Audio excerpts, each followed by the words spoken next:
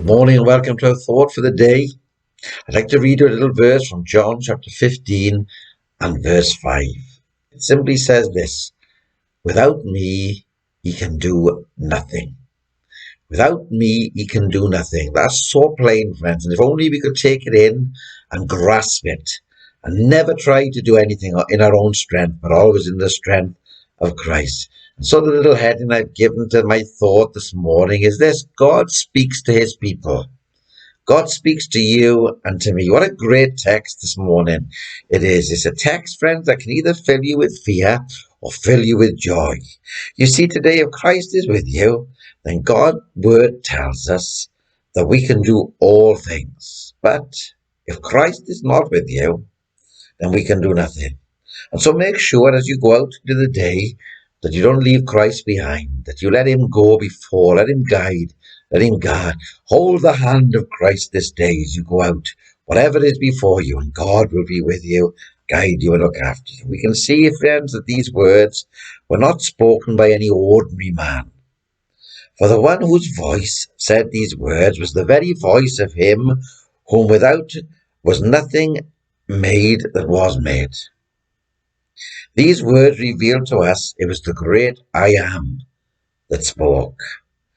And he spoke to his own, not to the sinner, but to the saint.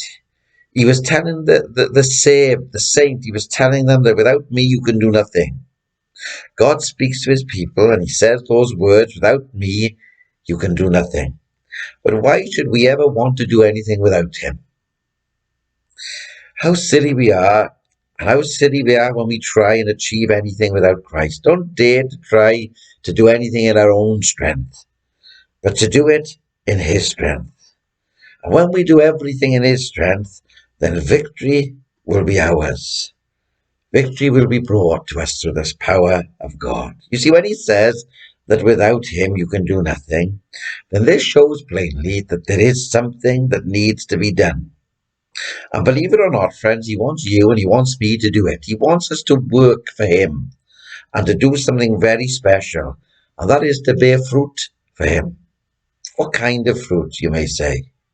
Well, I'll tell you, friends, this morning how he longs to see the fruit of holiness, the fruit of peace, the fruit of joy, of love, and of long-suffering.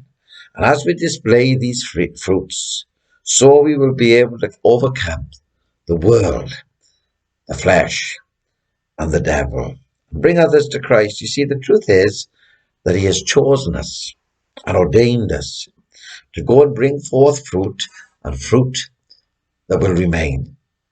Oh, let's thank God today for the joy in serving Jesus, but also be aware, friends, of the sorrow of bearing no fruit. For the text says, without me. God help us never to be without him, but always to be in Christ, and success is guaranteed for you and for me. For Christ cannot fail. May people that we come into contact today and in the days that lay ahead know that we're in the vine and that they can be part of that vine also. May we bring in a fruit for the Master. You see, God still speaks to people.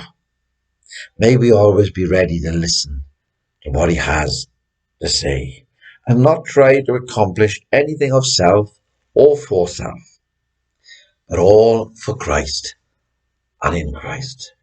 God bless you all. Speak with you again tomorrow morning.